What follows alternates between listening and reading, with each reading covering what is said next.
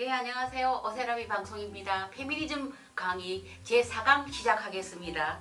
예, 지난 3강에서는 페미니즘 연대기와 페미니즘 이론 그리고 저작에 대해서 개괄을 해봤고 이번 4강에서는 6.8혁명 이후에 등장한 레디컬 페미니즘이 과연 여성은 약자인가, 그리고 페미니스트들이 말하지 않는 것, 그들이 현실 부정, 그리고 가장 또 중요한 또 다른 분파, 레디컬 페미니즘에서 가장 중요한 분파 레즈비언 페미니즘에 대해서 말씀드리겠습니다.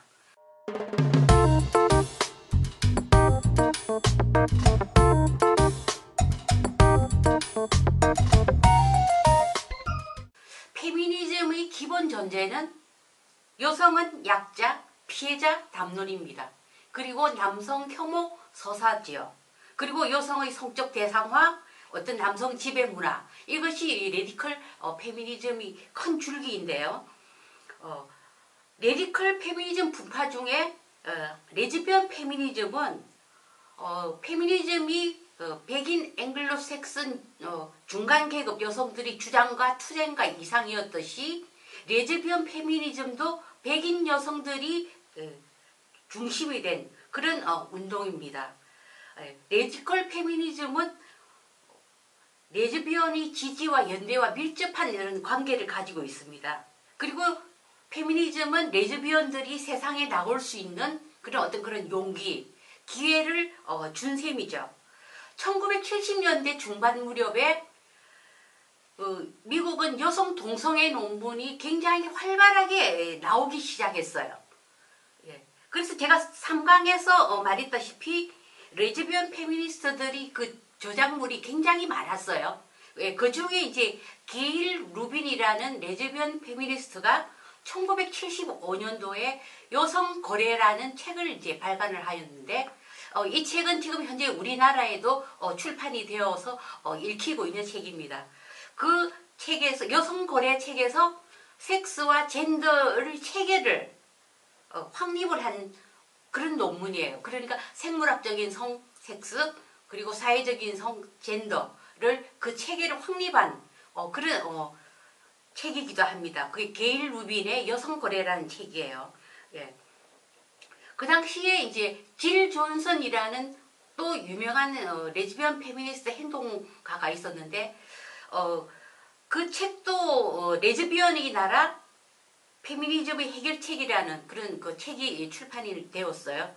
이 책도 이제 우리나라에 출판이 되어서 레디컬 페미니스트들이 또 열심히 읽는데, 이 책의 핵심은 모든 여성이 레즈비언이 되어야 한다라는 그런 주장을 담고 있습니다.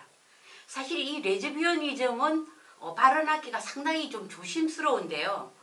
뭐 성소수자 인권 문제, 또 뭐 어떤 그런 인권 침해, 뭐 이런 것이 또 이어질 수 있기 때문에 상당히 조심스럽지만은 레디컬 페미니즘에 레즈비언 페미니즘이 결합한 지는 이미 오래되었고, 레디컬 페미니즘 이론에도 분명하게 중요한 어떤 그렇게 서술이 되어 있습니다.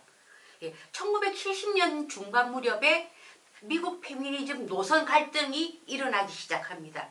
그것이 바로 이제 미국 여성 운동에 레즈비언이즘을 수용하느냐 그렇지 않느냐로 격돌이 되었는데, 당시 이제 베티 프리단이 미국 그 레디컬 페미니즘의 어떤 그런 수장 역할을 하였고, 그 떠오르는 스타 글로리아 스타이넘이 있었어요. 그래서 이 극적인 어떤 그런 대립이 이어지기 시작하는데, 1975년 유엔이 국제 여성의 해를 선포를 해요.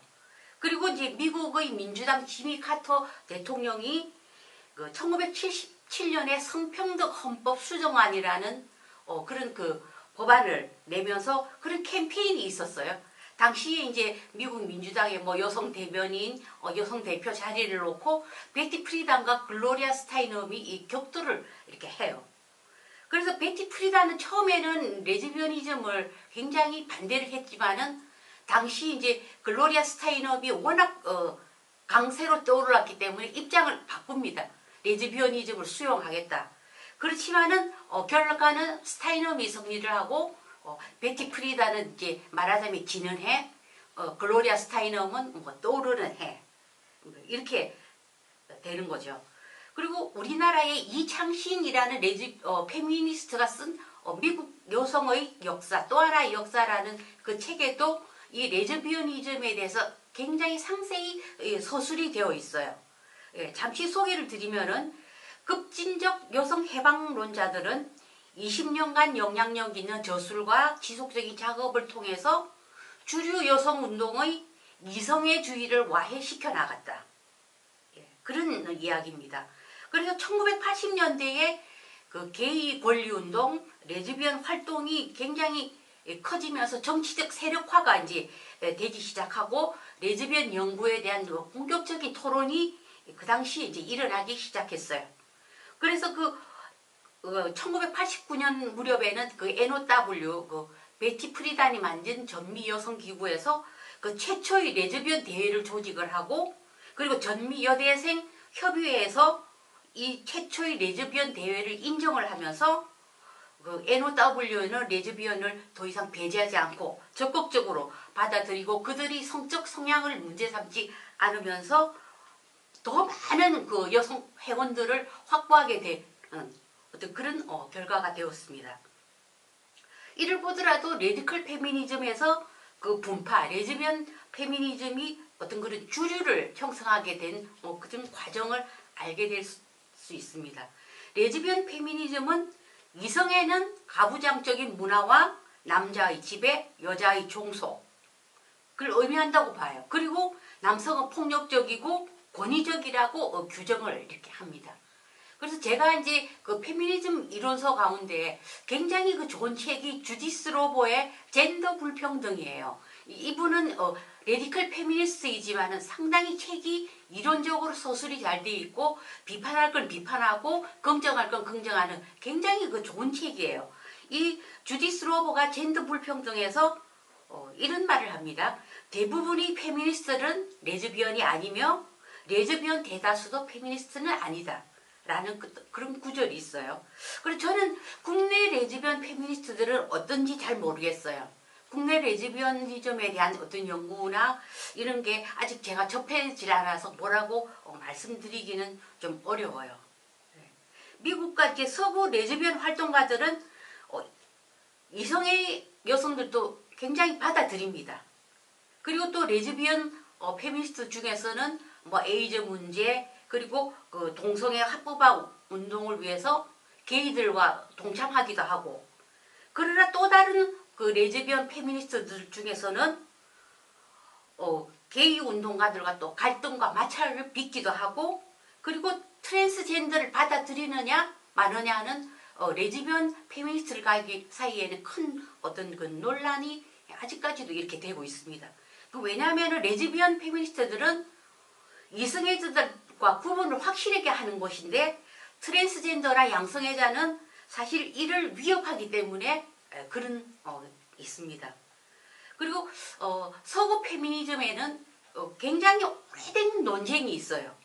그것은 이제 차이주의인가 보편주의자인가 이거인데, 그러니까 이제 소위 이제 말하자면은 남성과 여성이 차이가 있다, 남성과 여성은 차이가 없다라는 거예요. 그래서 이게 뭐 보편주의를 평등주의라고도 이렇게 또 설명을 하기도 하지만은 어쨌든 쉽게 말하면 본질적으로 같느냐, 본질적으로 다르느냐 이건데, 레즈비언 페미니스트들은 남성과 여성은 아주 본질적으로 다르다 이렇게 봅니다. 그 남성과 여성이 본질적으로 같다면 레즈비언이 될 수가 없으니까 이제 레즈비언 페미니스트들은 그렇게 합니다.